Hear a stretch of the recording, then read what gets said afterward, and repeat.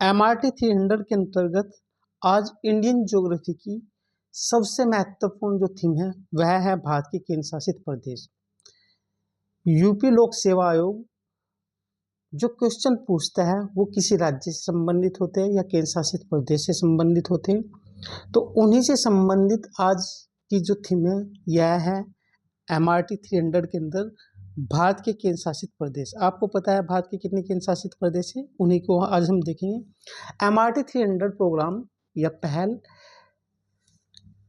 जो शुरू की गई थी वो लोक सेवा आयोग, उत्तर प्रदेश लोक सेवा आयोग ऐसी थीम जिनसे बार बार क्वेश्चन बना रहा है उनकी संख्या 300 है और ये थीम बार बार रिपीट हो रही है, इसीलिए इस पहल का नाम रखा गया है मोस्ट रिपीटेड थीम और इनकी संख्या 300 है। ये पिछले 30-35 वर्षों में सबसे ज़्यादा जो क्वेश्चन बने इन्हीं थीम से बने। बस कभी एग्जामिनर कोई थीम ले लेता है तो कभी कोई और, इन्हीं 300 थीम से क्वेश्चन चुन रहा है वो बार बार। इसी को ध्यान में रखकर ये पहल शुरू की गई थी। तो इसकी कुछ क्लासेस हो गई, कुछ और है, तो ये रेगुलर लगभग चलती है। तो आज की जो थीम है बहुत इंपॉर्टेंट है, केंद्र शासित प्रदेश। एक दूसरी पहल PY की 360 है, इसमें पिछले 30 से 35 वर्षों के क्वेश्चन आपको जो GS के लोक सेवा आयोग ने पूछ लिए वो कराए जाएंगे और उसकी भी क्लास चल रही है। आज का जो हमारा महत्वपूर्ण टॉपिक है वह है भारत दर्शन। भारत दर्शन के अंतर्गत भारत के, आपको पता है क्योंकि भारत के कितने राज्य हैं, भारत के 28 राज्य और 8 केंद्र शासित प्रदेश है। तो इन राज्यों और केंद्र शासित प्रदेशों का आपको एक समग्र दर्शन कराया जाएगा, वो भी 4 क्लास में। कैसे? आज की क्लास पहली है और इसी का नाम रखा गया है केंद्र शासित प्रदेश वाली थीम। ये पहली क्लास है, इसमें 8 आपके केंद्र शासित प्रदेश कवर हो जाएंगे। दूसरी क्लास आपकी अंतर्राष्ट्रीय स्थलीय सीमा वाले राज्य, उसमें सारे जितने भी अंतर्राष्ट्रीय स्थलीय सीमा के राज्य हैं, कितने राज्य हैं उनको भी देखेंगे हम, वे वहाँ से कवर हो जाएंगे। फिर समुद्री तटीय सीमा वाले राज्य, वे सारे वहाँ से कवर हो जाएंगे। ऐसे राज्य जिनकी ना तो अंतर्राष्ट्रीय सीमा है, ना ही वे तटीय सीमा वाले हैं और ना ही वे केंद्र शासित प्रदेश है, ऐसे भी कुछ राज्य हैं भारत के, उनको भी देखेंगे।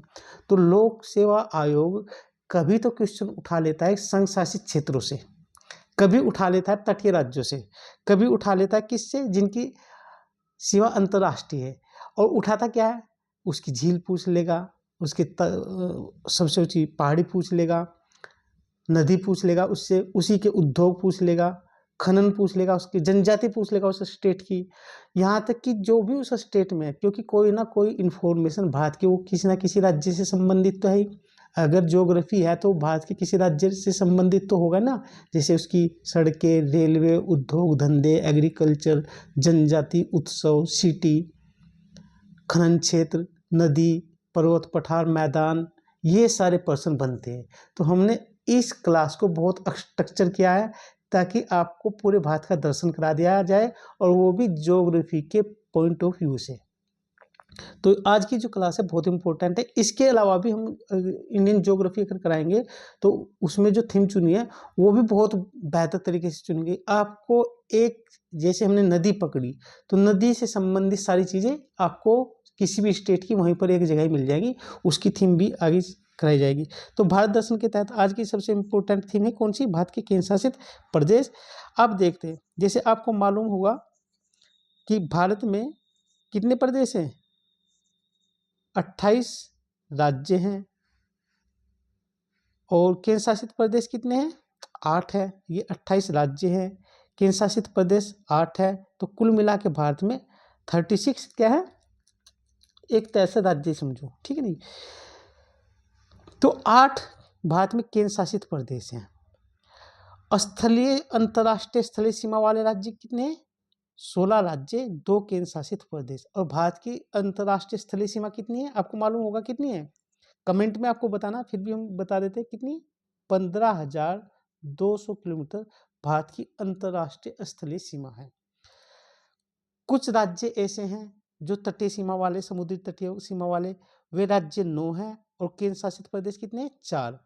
और इनकी कितनी लंबाई, हमारी जो तटीय सीमा है कितनी, 7,516 किलोमीटर लंबी हमारी समुद्र तटीय सीमा है, अंडमान निकोबार द्वीप समूह की। भारत के 5 राज्य ऐसे हैं जो न तो केंद्र शासित प्रदेश है, ना उसकी अंतर्राष्ट्रीय स्थलीय सीमा है और ना ही वे तटीय राज्य है। तो ऐसे राज्य भी हम देखेंगे। भारत के 2 राज्य ऐसे हैं, उनको भी हम देखेंगे, जिनकी अंतर्राष्ट्रीय स्थलीय सीमा भी है और अंतर समुद्री सीमा भी है। यानी कि उनकी सीमा अंतर्राष्ट्रीय स्थलीय सीमा भी है और समुद्री तटीय सीमा भी है। तो आपको कमेंट बॉक्स में बताने 5 राज्य वे जो ना तो केंद्र शासित प्रदेश, ना उसकी अंतर्राष्ट्रीय सीमा और ना ही वो क्या है, समुद्र तटीय राज्य। 2 राज्य वे भी बताने आपको कमेंट बॉक्स में जो अंतर्राष्ट्रीय स्थलीय सीमा भी है और उनकी समुद्री सीमा भी है, समुद्र तटीय राज्य भी है। उनका नाम भी आपको कमेंट बॉक्स में बताना। तो कुल मिला के भारत में 28 राज्य, 8 केंद्र शासित प्रदेश और ये कुल 36 है। और भारतीय संविधान का जो पहला अनुच्छेद है वो क्या है, भारत के राज्य उसके संशासित क्षेत्र, पहली अनुसूची भी यही है। तो आपको संवैधानिक दृष्टि से भी पता होना चाहिए।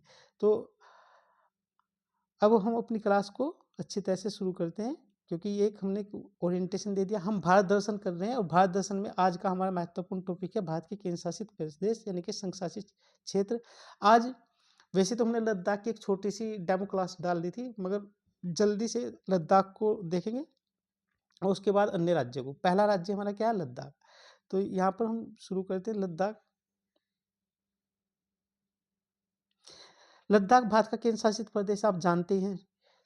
यह केंद्र शासित प्रदेश 31 अक्टूबर 2019 को अस्तित्व में आया और इसको जम्मू कश्मीर राज्य से अलग करके बनाया गया था। और यह भारत का सबसे बड़ा केंद्र शासित प्रदेश है क्षेत्रफल की दृष्टि से। इसकी ऐतिहासिक पृष्ठभूमि देखते हैं। लद्दाख पहले जम्मू कश्मीर राज्य का हिस्सा था, बिल्कुल सही।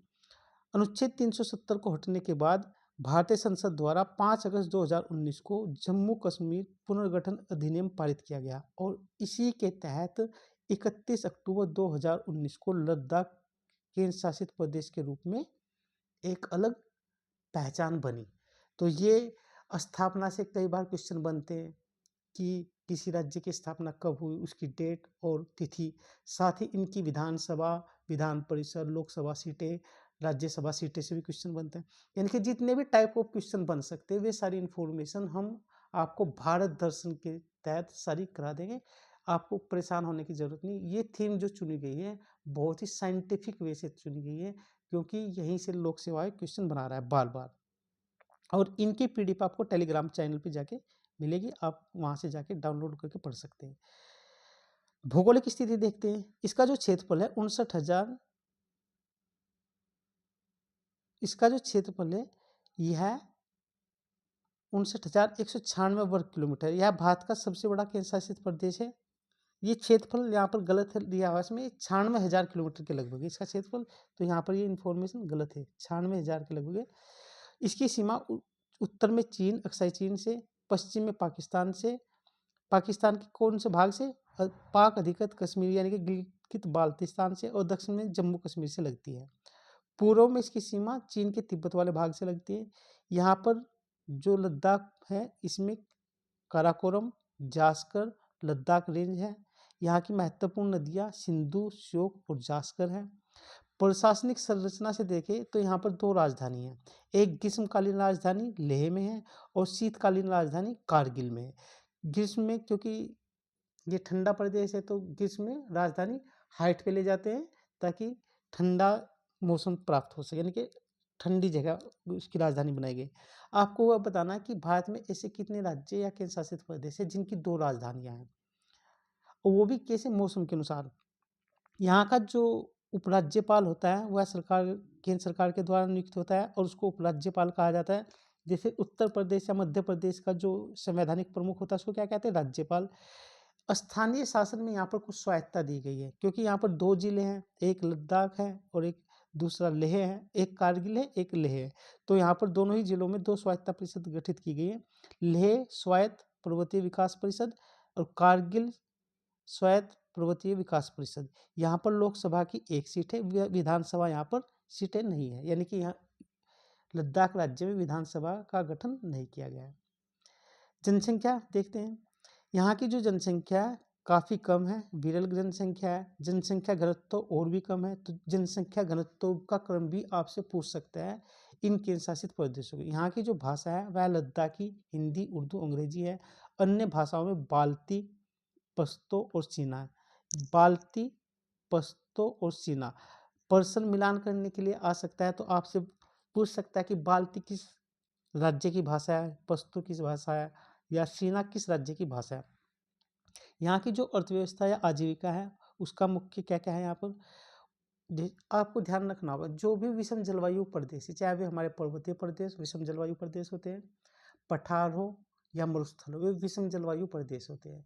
वहाँ पर एग्रीकल्चर की संभावना कम होती है विषम जलवायु प्रदेश में। तो वहाँ पर बागवानी, पर्यटन, जैसे मरुस्थल में भी पर्यटन है, पठारी क्षेत्र में भी बहुत पर्यटन देखने को मिलता है, और पर्वतीय क्षेत्र में तो पर्यटन है ही। बागवानी, हस्तशिल्प उद्योगों का विकास हुआ है, यानी कि लघु और कुटीर उद्योगों का विकास हुआ है। और यहाँ पे जो समुदाय होते हैं, खासकर इन क्षेत्रों में जनजातीय समुदाय ज़्यादा पाए जाते हैं। तो ये एक कॉमन चीज़ें हैं, आपको मेंस का आंसर लिखने में मदद करेगी। तो यहाँ का जो मुख्य उद्योग है वह पर्यटन है, एग्रीकल्चर भी है, यहाँ पर पशुपालन भी है, हस्तशिल्प उद्योग भी है। कृषि उत्पादों में, क्योंकि यह ठंडा प्रदेश है, तो यहाँ पर जो शीत ऋतु में फसलें या ठंड में जो फसलें उगाई जा सकती है वही है, जैसे गेहूँ, जौ, मटर, सरसों। पशुपालन में यहाँ मुख्य पशु कौन है, याक है, और यह इस राज्य का महत्वपूर्ण पशु। भेड़, बकरी, यहाँ की बकरी से पश्मीना ऊन प्राप्त की जाती है, और यूपी पीसीएस में पश्मीना ऊन से क्वेश्चन पूछा जा चुका है कि पश्मीना ऊन किस राज्य से प्राप्त होती है। ठीक है, यहाँ पर जो झील है पर्यटन स्थल में, पैंगांग झील है, ये भी पीसीएस में लोक सेवा आयोग द्वारा और यूपीएससी द्वारा क्वेश्चन पूछा जा चुका है। तसो मोरोरी झील है, यह भी लोक सेवा आयोग द्वारा क्वेश्चन पूछा जा चुका है। मैग्नेटिक हिल यहाँ पर है, और हेमिस मठ, यह संघ लोक सेवा आयोग खासकर यूपीएससी का सबसे फेवरेट क्वेश्चन है, हेमिस मठ, क्योंकि यहाँ से क्वेश्चन कई बार आ चुका है। यहाँ की सांस्कृतिक विशेषताएं भी देखते हैं कि इस राज्य की क्या क्या सांस्कृतिक विशेषताएं है। यहाँ पर मुख्यतः बौद्ध धर्म मुख्य रूप से है। इस्लाम धर्म यहाँ पर कारगिल जो जिला है उसमें मूलतः इस्लाम धर्म के लोग रहते हैं, और इस्लाम की भी कौन सी शाखा, शिया शाखा। आपको पता है इस्लाम की दो शाखाएं होती है, एक शिया और सुन्नी। यहाँ पर मुख्य जो त्यौहार है वह लद्दाखी नववर्ष, जिसको लोसार भी कहा जाता है, और ये यूपीएससी में प्रश्न आ चुका है। हेमिस महोत्सव, यह भी प्रश्न आ चुका है। सिंधु दर्शन महोत्सव, यहाँ के जो प्रसिद्ध मठ हैं वह हेमिस, थिक्से, अल्ची और डिस्किट है। हेमिस और थिक्से जो है वह यूपीएससी ने अपने एमसीक्यू में पूछा लिया, यानी कि प्रीलिम्स एग्जाम में आ चुका है। यहाँ लद्दाख राज्य क्योंकि भारत का सबसे उत्तरी राज्य है, और साथ ही साथ आपको मालूम होना चाहिए भारत का जो उत्तरतम बिंदु इंदिरा पॉइंट भी लद्दाख राज्य में ही है।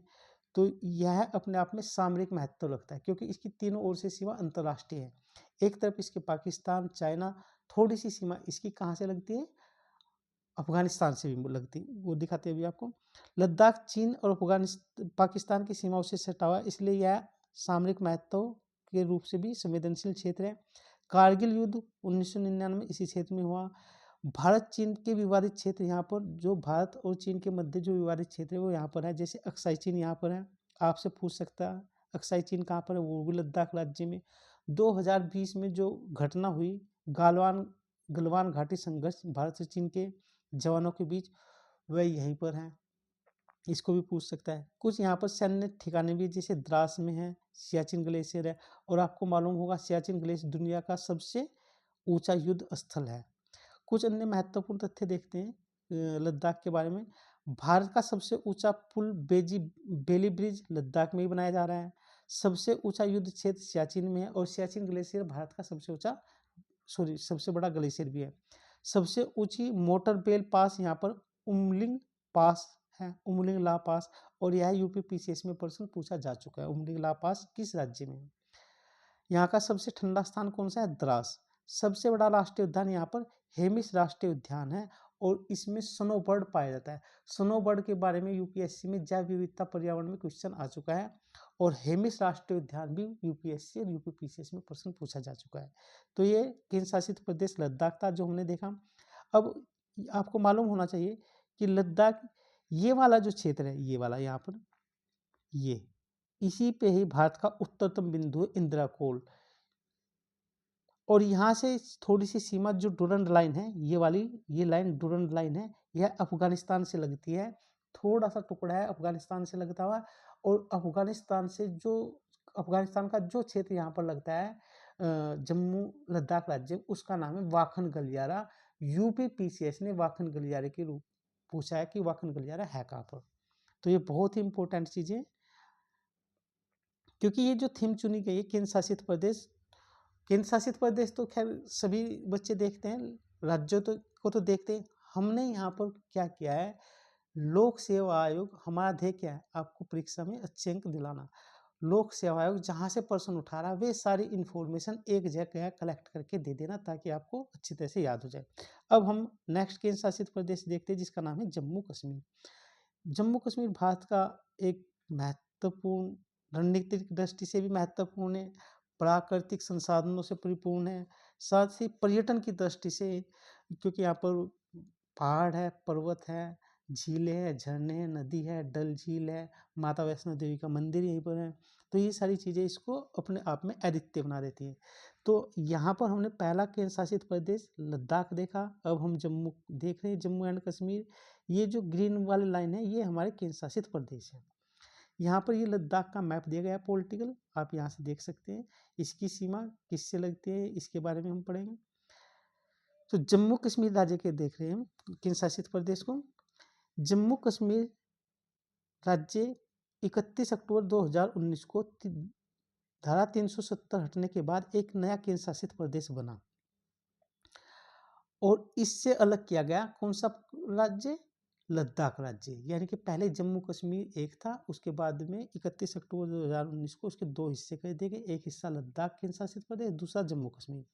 इसकी ऐतिहासिक पृष्ठभूमि क्या है वो भी देखते हैं। 1947 में महाराजा हरि सिंह ने भारत में विलय पत्र पर हस्ताक्षर करके इसका भारत में विलय कर लिया। ये 1954 में धारा 370 लागू की गई। ये भी पूछ सकता है कि धारा 370 जो हाल ही में हटाई गई थी वो कब लागू की गई थी, 1954 में। 2019 में धारा 370 तथा धारा 35A को हटाकर इसको एक केंद्र शासित प्रदेश बनाया गया। इसकी भौगोलिक स्थिति क्या है, इसका क्षेत्रफल है यह, इसकी जो सीमाएं हैं वह पाकिस्तान अधिकृत कश्मीर से लगती है, लद्दाख राज्य केंद्र शासित प्रदेश से लगती है, पंजाब से लगती है, हिमाचल से लगती है। तो यानी कि यहाँ पर इसकी जो सीमाएं लगती है भारत के कितने राज्यों से लगती है, 3 से। और यह पर्सन हमेशा परीक्षाओं में पूछे जाते हैं। आप जब यूपीपीसीएस का एग्जाम देते हैं तो पूछ रहा है कि इस राज्य की सीमा किस राज्य से लगती है, किससे नहीं। तो ये इम्पोर्टेंट है। यहाँ की जो महत्वपूर्ण नदी है वह झेलम है, चेनाब है, तवी नदी है। प्रमुख झीलें यहाँ पर डल झील है, वुलर झील है, आपको पता ही है, जो जम्मू कश्मीर गया होगा उसको सब मालूम है। तो ये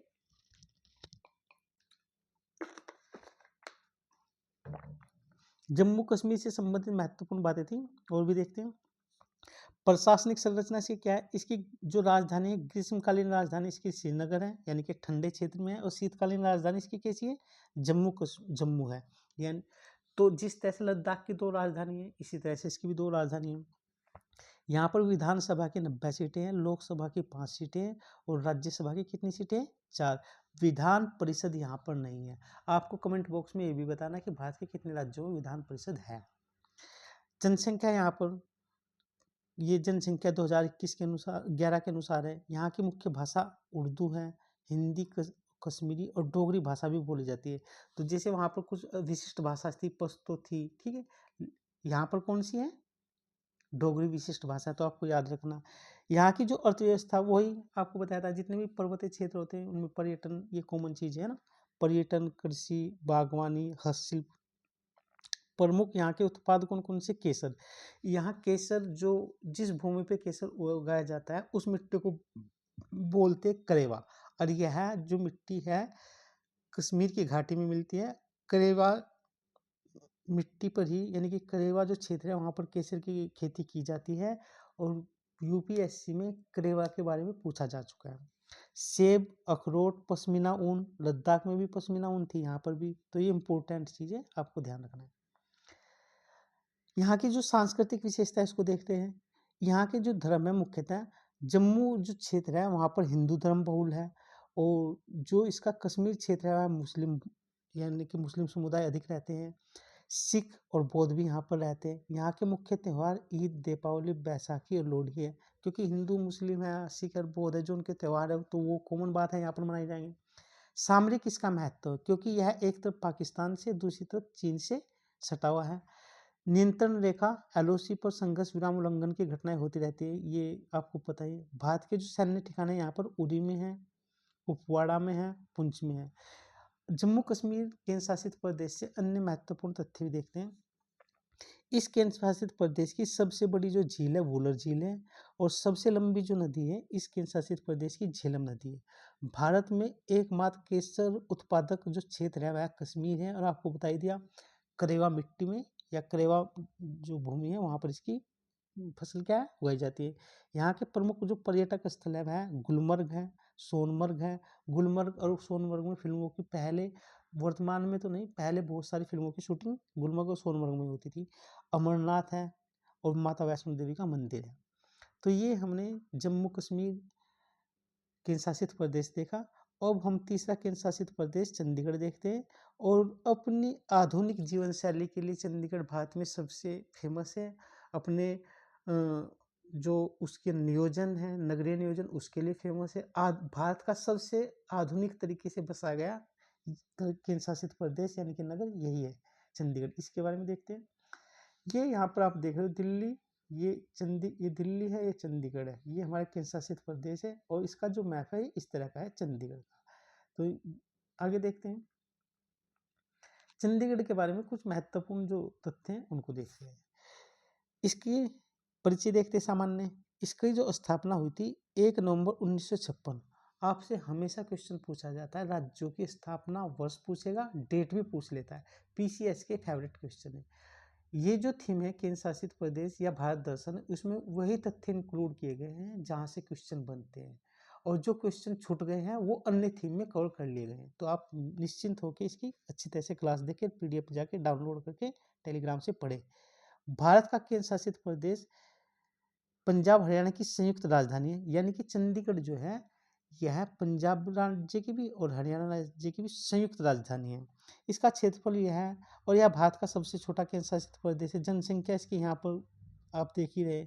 इसकी भौगोलिक सीमा पूर्व में इसके कौन लगा है, हरियाणा, पश्चिम में पंजाब। तो इसकी सीमा केवल 2 राज्यों से ही लगती है। आपसे क्वेश्चन पूछा जा सकता है कि इसकी सीमा कितने राज्यों से लगती है।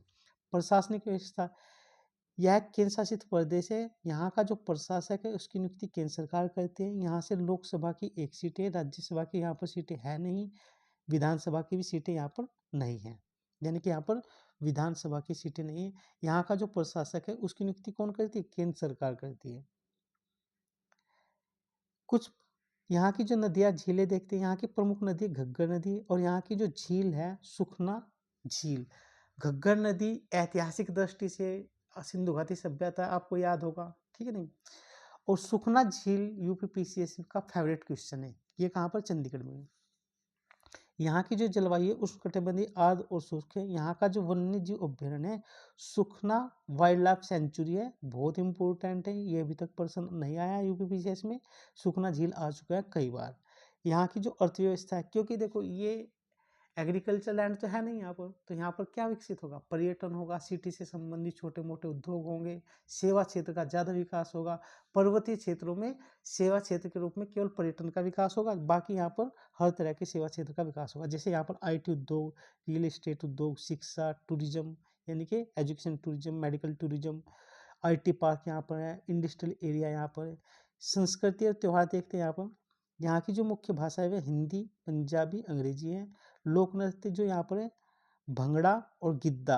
भंगड़ा और गिद्दा के बारे में दोनों में यूपी पीसीएस पूछ चुका है। भंगड़ा गिद्दा पंजाब में भी, चंडीगढ़ में भी, ठीक है। यहाँ का जो प्रमुख त्यौहार है वह बैसाखी पंजाबी लोगों के द्वारा, लोहड़ी, दिवाली और गुरु पर्व, ये यहाँ के मुख्य त्यौहार है। यहाँ का और देखते हैं क्या क्या पर्यटक स्थल है। रॉक गार्डन यहीं पर है, जिसके निर्माता नेकचंद हैं। रॉक गार्डन कहाँ पर है, भारत में रॉक गार्डन पूछा जाए तो कहाँ पर है, वह चंडीगढ़ में। इसके निर्माता कौन थे, नेकचंद। सुखना झील यहीं पर है, आपको मालूम ही है। रोज गार्डन भी यहीं पर है, और यह जो गार्डन है एशिया का सबसे बड़ा गुलाब का गार्डन है। अलांतेमाल उत्तरी भारत का प्रमुख मॉल है। अलांतेमाल ये कहाँ पर है? ये भी चंडीगढ़ में है। शिक्षा के केंद्र देखते हैं यहाँ पर मुख्य जो विद्यालय है पंजाब विश्वविद्यालय, तकनीकी जो संस्थान है वो पीईसी है, पंजाब इंजीनियरिंग कॉलेज, पीजीआई यानी कि जो मेडिकल से संबंधित जो हरियाणा, पंजाब, उत्तर प्रदेश, पश्चिमी उत्तर प्रदेश में रहते हैं तो यहाँ पीजीआई एक बहुत बड़ा सेंटर है मेडिकल का, वहाँ पर लोगों को इलाज के लिए ले जाया जाता है। अन्य रोचक तथ्य देखते हैं। चंडीगढ़ का जो डिजाइन है फ्रांसीसी वास्तुकार ले कॉर्बुजिए द्वारा किया गया था और यह प्रश्न यूपीएससी में पूछा जा चुका है। वास्तुकार का नाम क्या था? और यह भारत का पहला सुनियोजित नगर था। आप जो भी बच्चे चंडीगढ़ गए होंगे आपने देखा होगा बहुत ही साइंटिफिक तरीके से इसको बसाया गया है। स्वच्छता रैंकिंग में भारत के सर्वश्रेष्ठ शहरों में चंडीगढ़ का नाम शामिल है। अब हम देश की राजधानी दिल्ली यानी कि भारत का जो दिल है उसको देखते हैं और इसका नाम है केंद्र शासित प्रदेश दिल्ली या राष्ट्रीय राजधानी क्षेत्र दिल्ली, इसको देखते हैं।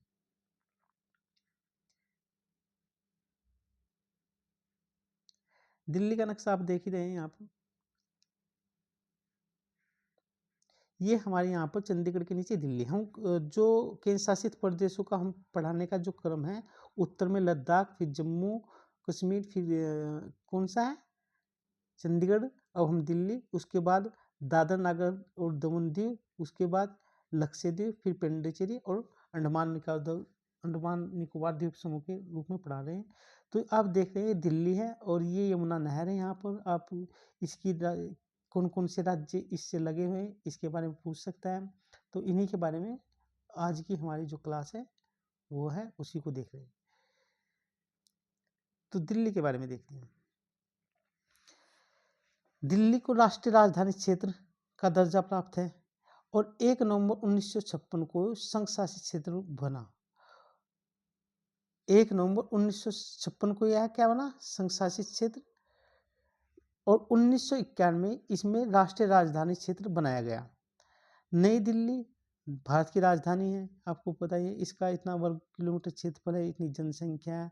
इसके जो घिरा हुआ जिन जिन राज्यों से उसके नाम यहाँ पर है, उनके नाम पूछ सकता है। उत्तर में या हरियाणा से, पूर्व में उत्तर प्रदेश से घिरा है। यमुना नदी दिल्ली से होकर बहती है। आपने देखा ही होगा यमुना नदी जब दिल्ली आते हैं।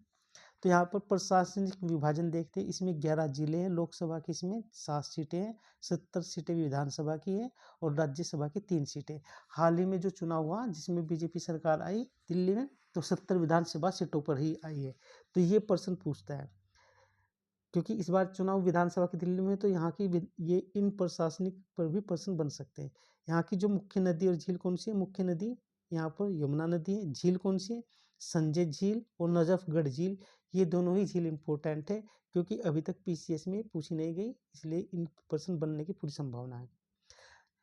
एक्चुअली जो भी लोक सेवा आयोग प्रश्न उठाता है, क्या तो वो बार बार उन्हीं प्रश्नों को रिपीट कर रहा है या नया प्रश्न बनाता है, तो वे भी प्रश्न इसमें इंक्लूड कर दिए गए।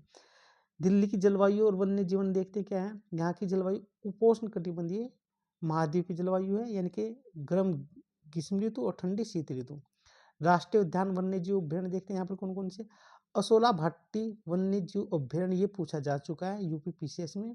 यमुना जैव विविधता पार्क इम्पोर्टेंट है। यहाँ की जो वनस्पति है पीपल है, नीम है, शीशम है, बबूल है, इस तरह की। अर्थव्यवस्था क्योंकि दिल्ली यहाँ पर एग्रीकल्चर लैंड कम है तो यहाँ पर सेवा क्षेत्र का विकास ज़्यादा होगा, स्वाभाविक रूप से है। तो उद्योग यहाँ पर कौन से, जैसे आईटी है, टेलीकम्युनिकेशन है, मीडिया है, बैंकिंग है, पर्यटन है। वाणिज्यिक केंद्र कौन कौन से यहाँ पर? कनॉट प्लेस है, करोल बाग है, चांदनी चौक है, नेहरू पैलेस है। ये भी पूछ सकता है मिलान करने के लिए, जब अपना समय खराब हो तो ऐसे भी प्रश्न बन सकते हैं। फसलें यहाँ पर गेहूँ, बाजरा, सरसों। कृषि अब सीमित मात्रा में दिल्ली के क्षेत्र में होती है क्योंकि यहाँ पर सेवा क्षेत्र का अधिक विकास हो गया है। यहाँ के प्रमुख त्यौहार और संस्कृति देखते हैं। यहाँ पर जो भाषा बोली जाती है हिंदी, पंजाबी, उर्दू, अंग्रेजी। लोक नृत्य में भंगड़ा, गिद्दा, कथक। कथक उत्तर प्रदेश का भी महत्वपूर्ण एक शास्त्रीय नृत्य है। यहाँ के जो प्रमुख क्या है धर्म, हिंदू धर्म, मुस्लिम धर्म, सिख धर्म, ईसाई। आप जब कभी चांदनी चौक गए होंगे तो वहाँ पर एक बहुत ही अद्भुत दृश्य देखने को मिलता है। वहीं पर एक फेमस गुरुद्वारा है शीशगंज गुरुद्वारा, वहीं पर जामा मस्जिद है पास में, वहीं पर मंदिर है, वहीं पर चर्च भी है। इतना बहुत ही एक अजब दृश्य है वहाँ पर। तो यहाँ के प्रमुख जो त्यौहार है, राष्ट्रीय त्यौहार, गणतंत्र दिवस परेड 26 जनवरी, दीपावली, ईद, गुरु पर्व और क्रिसमस। यहाँ के जो पर्यटक स्थल है, यहाँ से क्वेश्चन बनते हैं। ऐतिहासिक पर्यटन स्थल में देखते हैं लाल किला, कुतुब मीनार, इंडिया गेट, हुमायूं का मकबरा, राजघाट, ये ऐतिहासिक पर्यटक स्थल है। धार्मिक पर्यटन स्थल में कौन कौन से? अक्षरधाम का मंदिर, लोटस टेम्पल, जामा मस्जिद, गुरुद्वारा बंगला साहिब। प्राकृतिक स्थल कौन से? यहाँ पर लोधी गार्डन, बुद्ध जयंती पार्क, चिड़ियाघर यानी कि दिल्ली का चिड़ियाघर। तो ये यहाँ से प्रश्न बनने की संभावना है। उन पे प्रश्न बनते भी कई बार प्रश्न पूछा जा चुका है। लाल किला कहाँ है, इंडिया गेट का, कुतुब मीनार को किसने बनाया, कितनी मंजिलें, कितनी ढह गई, इस तरह से प्रश्न बनते हैं। शिक्षा के केंद्र यहाँ पर देखते हैं, क्योंकि यहाँ पर सेवा क्षेत्र का अधिक विकास हुआ है, तो शिक्षा तो इम्पोर्टेंट है। यहाँ पर दिल्ली यूनिवर्सिटी यहाँ पर है, JNU university, Jamia Millia university, गुरु गोविंद साहब इंद्रप्रस्थ विश्वविद्यालय, तकनीकी संस्थान, भारतीय IIT Delhi, IIM, Akhil Bharatiya AIIMS, ये भी यहीं पर है। अन्य रोचक तथ्य, यह भारत की राजधानी है। भारत में सबसे पहले आधुनिक तरह की मेट्रो प्रणाली दिल्ली में चलाई गई थी। 1911 में इसको भारत की राजधानी बनाया गया। उससे पहले कलकत्ता थी। इसका पुराना नाम इंद्रप्रस्थ था। दिल्ली में 3 यूनेस्को की विश्व धरोहर साइट है, एक लाल किला, कुतुब मीनार और हुमायूं का मकबरा। ये यूनेस्को पर्सन जब बनते ना तो यूनेस्को की साइट से भी बनते हैं। तो यहाँ पर कौन कौन से हैं? लाल किला, कुतुब मीनार, हुमायूं का मकबरा। चांदनी चौक भारत का सबसे पुराना और बड़े बाजारों में से एक है, यानी कि ऐतिहासिक बाजार है। अब हम केंद्र शासित प्रदेश क्या देखते हैं? दादर नागर हवेली एवं दमन दीव। ये आप यहाँ पर देख रहे हैं, ये दादर नागर हवेली एवं दमन दीव है, और इसका जो विस्तार है वह 2 राज्यों में। देखो यहाँ पर आप देख रहे हैं एक छोटा सा, ये गुजरात राज्य, यहाँ पर ये जो बिंदु है ये है दीव, और दीव का इधर ही गुजरात में लगता हुआ क्षेत्र है दमन, यानी कि दीव दमन। दादर दादर नागर ये यहाँ पर है, महाराष्ट्र गुजरात से इधर वाले क्षेत्र से ये लग रहे हैं। आप देख रहे हैं यहाँ पर ये दीव है, ये दमन है, ये दादर है, ये नागर हवेली है। ये केंद्र शासित प्रदेश है। मिलान करने के लिए भी पूछ सकता है कि ये कौन सा, ये काठियावाड़ के तट पे है अरब सागर में, ये खंबावत की खाड़ी पे है, दमन भी और दीव भी अरब सागर में भी है, और ये पूछ सकता है किन किन राज्यों से लग रहे हैं। इस तरह से भी आपसे क्वेश्चन बना के पूछ सकता है।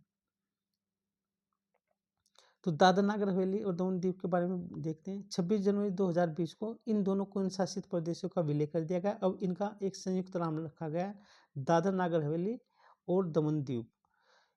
यहाँ की राजधानी क्या है? दमन है। ये इसका इतना वर्ग किलोमीटर क्षेत्रफल है, इतनी जनसंख्या है। इसकी भौगोलिक स्थिति देखते हैं, पश्चिमी भारत में स्थित एक केंद्र शासित प्रदेश है। दमन और दीव गुजरात के तट पर अवस्थित है। दादर और नागर हवेली गुजरात और महाराष्ट्र के बीच में है। यहाँ की जो मुख्य नदियाँ हैं, दम, गंगा, सकरतन, यहाँ की ये प्रमुख मुख्य नदियाँ हैं। आपको ध्यान होना चाहिए, इस तरह की क्वेश्चन बनता है विशिष्ट जगहों से, तो यहाँ से भी प्रश्न आ सकता है। प्रशासनिक संरचना देखते हैं, इसके 3 जिले, एक दमन, एक दीव, एक दादर और नागर हवेली। यहाँ पर लोकसभा की 1 सीट है, विधानसभा की यहाँ पर सीटें नहीं हैं। केंद्र शासित प्रदेश है, आप जानते हैं। यहाँ की जो प्रमुख नदियाँ झील देखते हैं, दमन गंगा और सकरतन यहाँ पर नदी है।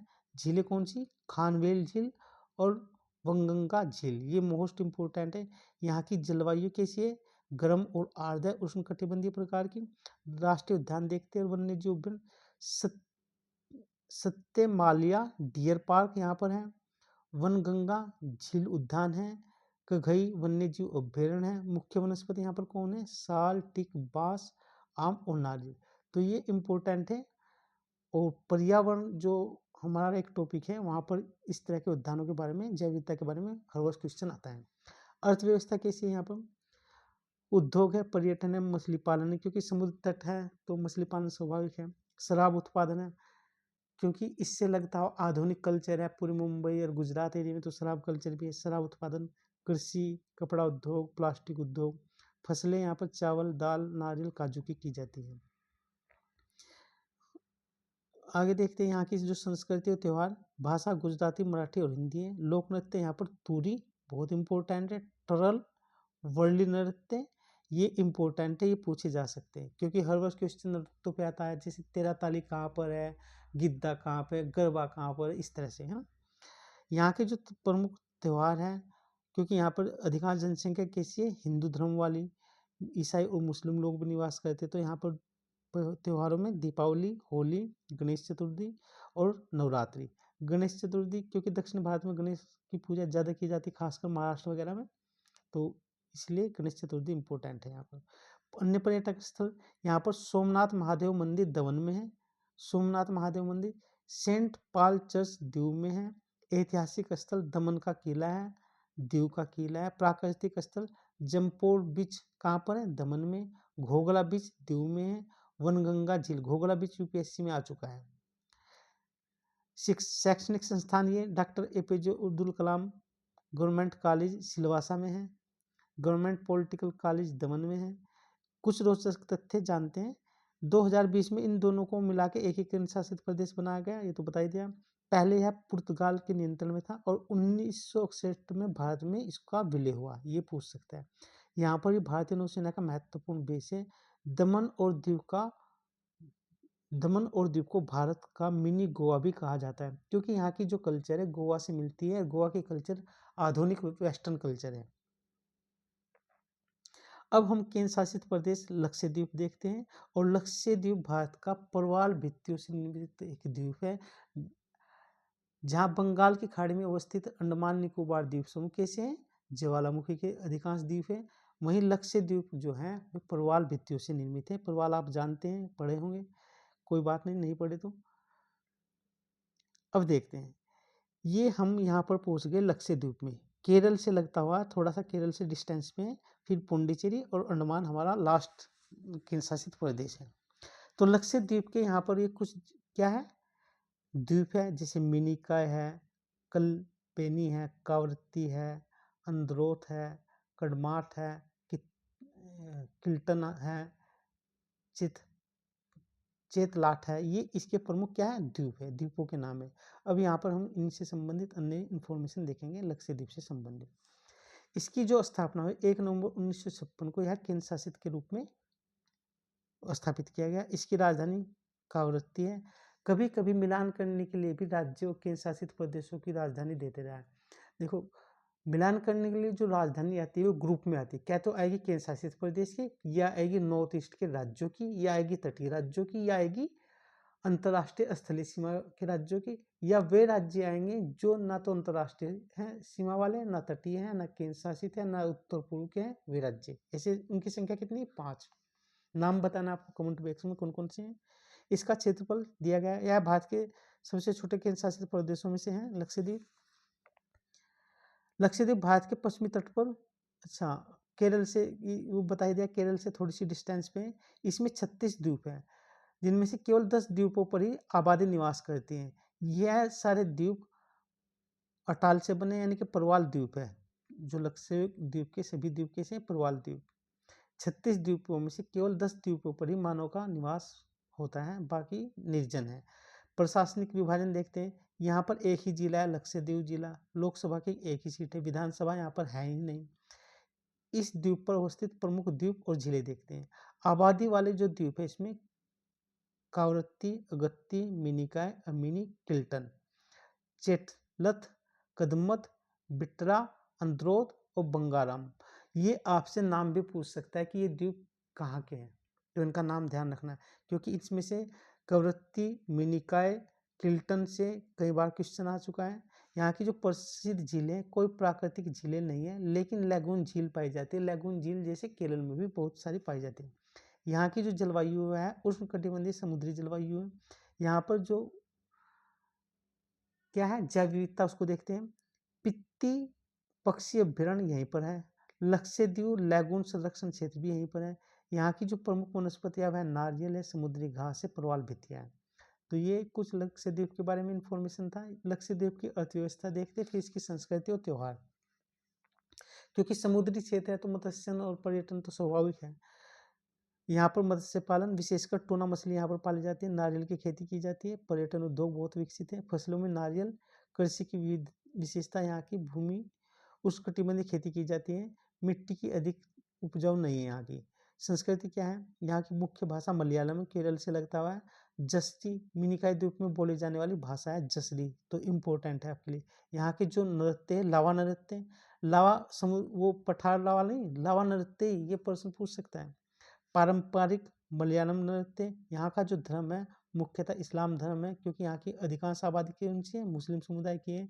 तो उनके त्यौहार भी ऐसे ही होंगे जैसे ईद उल फितर, ईद उल जुहा और मुहर्रम यहाँ के प्रमुख त्यौहार हैं।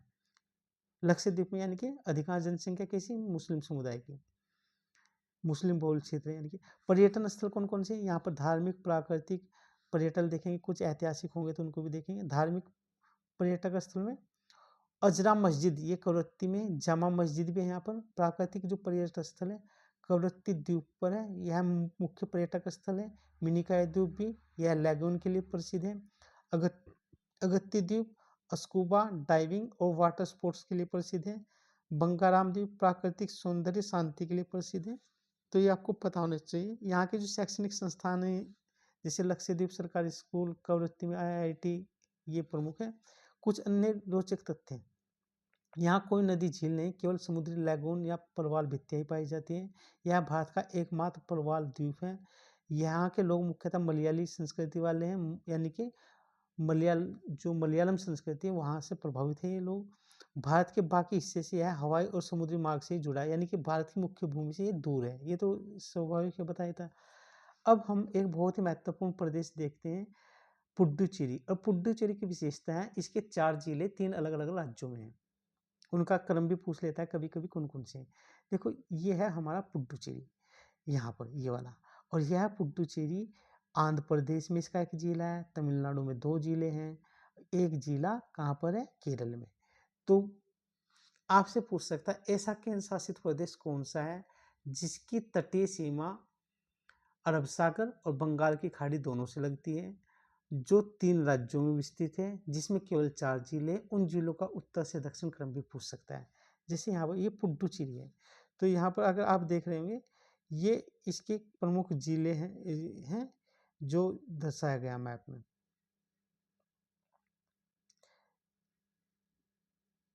हाँ, यह इसका सामान्य परिचय देखते हैं। केंद्र शासित कब बना, 1 नवंबर 1954 को यह केंद्र शासित प्रदेश बना।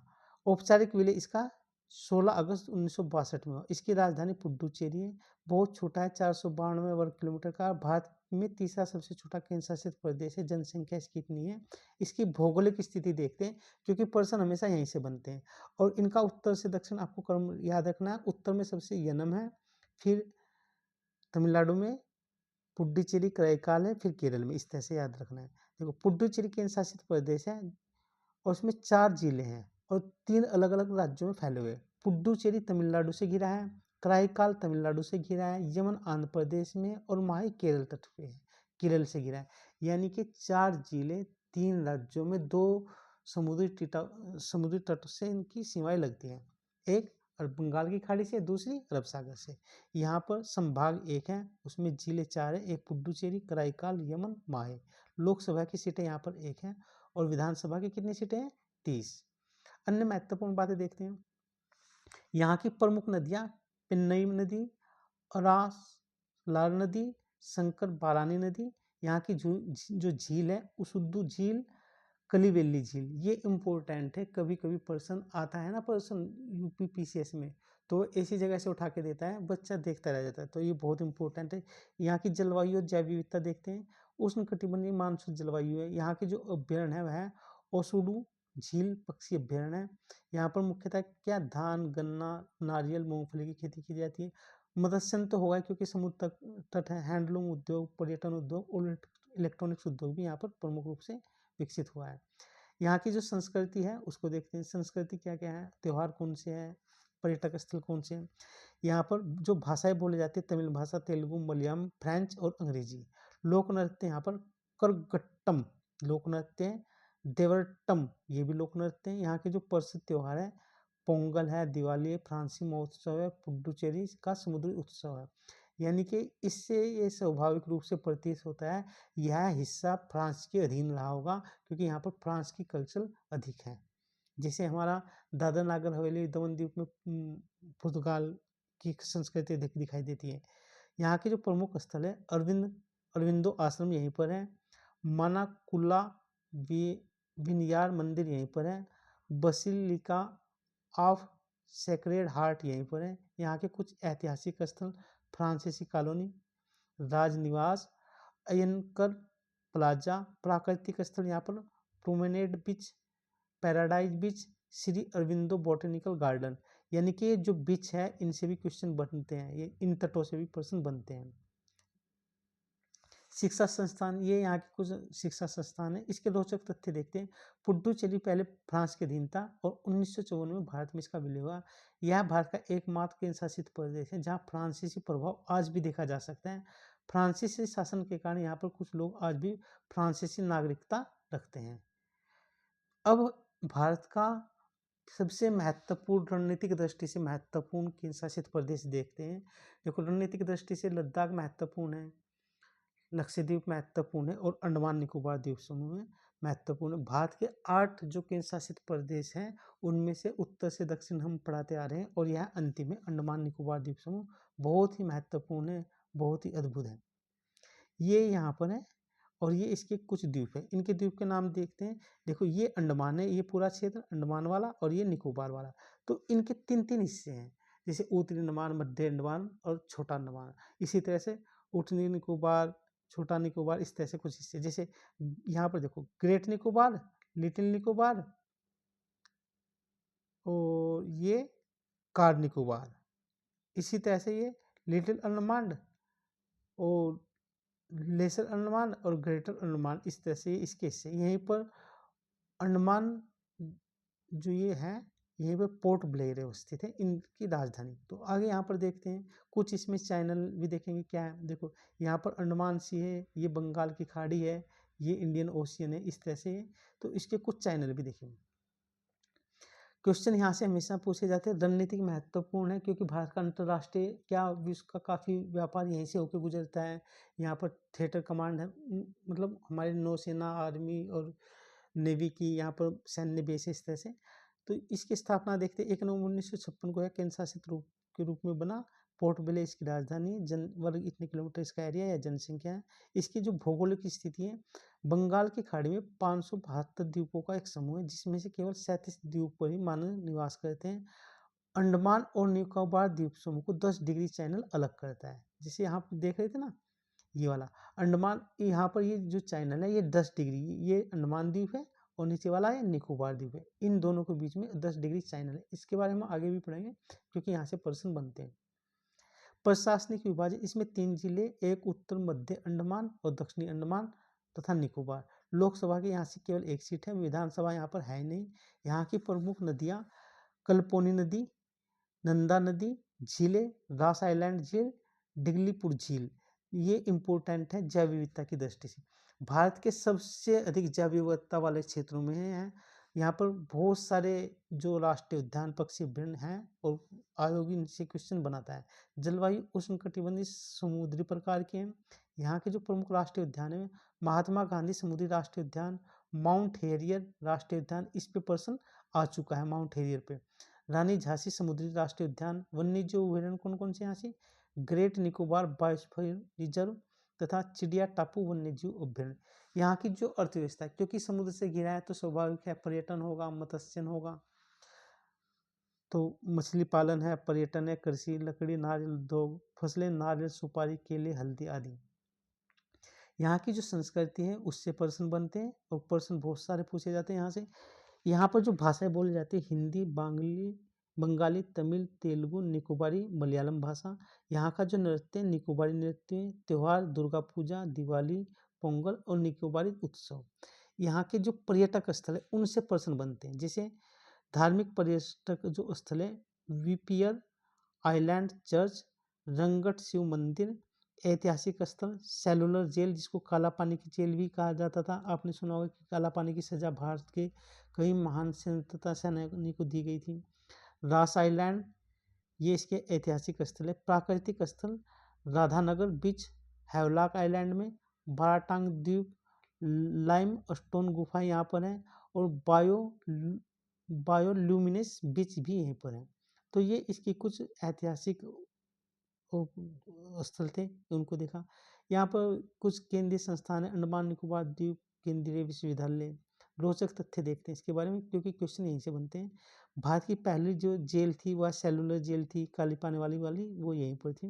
अंडमान द्वीप समूह पर भारत की दक्षिणी बस्ती, अच्छा इंदिरा पॉइंट, जैसे भारत का सबसे उत्तरतम बिंदु कौन है, इंदिरा को लद्दाख है, और भारत का सबसे दक्षिणतम बिंदु कौन है, इंदिरा पॉइंट, वो अंडमान द्वीप पर ही है।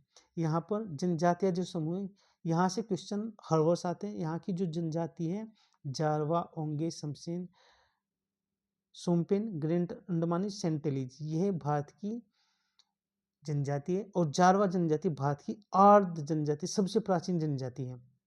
और यहाँ से क्वेश्चन हर वर्ष आता है, यूपी पीसीएस भी पूछते हैं, लोक सेवा आयोग भी पूछते हैं।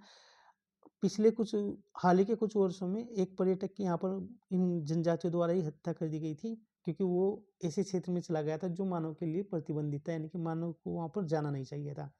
भारत के सबसे प्राचीन जनजातियों में जाने जाता है ये जो जनजाति है सभी। यहाँ भारत का एकमात्र सक्रिय ज्वालामुखी बैरन आइलैंड है। बैरन आइलैंड तो दक्षिणी एशिया का ही एकमात्र सक्रिय ज्वालामुखी है।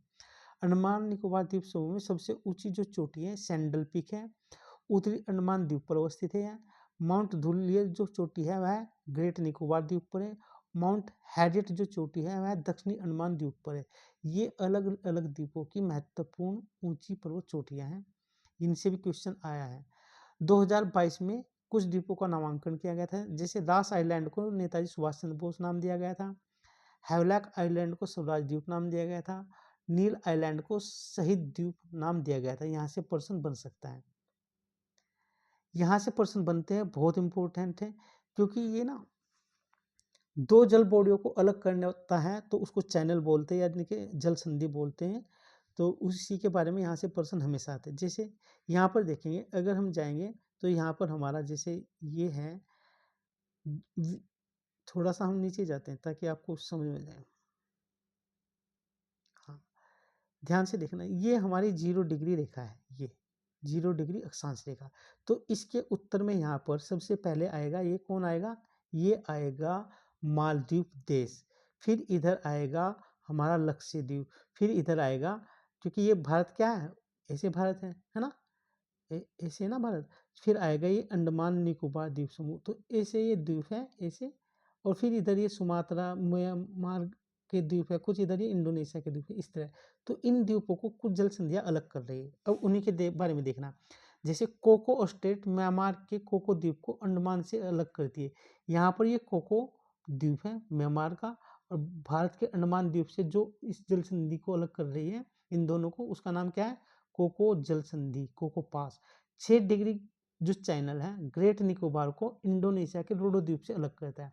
जैसे यहाँ पर देखो आप, 6 डिग्री चैनल यहाँ पर है ये, क्योंकि यहाँ पर कौन है, ये वो है मालदीव, फिर हमारा लक्षद्वीप है।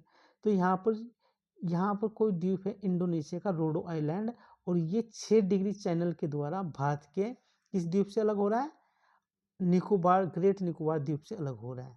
8 डिग्री चैनल ये जो यहाँ पर है, क्योंकि ये तो 6 है, इससे थोड़ा सा ऊपर में 8 डिग्री चैनल होगा ये वाला यहाँ से, और ये किसको अलग कर रहा है, यह अलग कर रहा है मालदीव को मिनिकॉय से, लक्षद्वीप का जो मिनिकॉय से।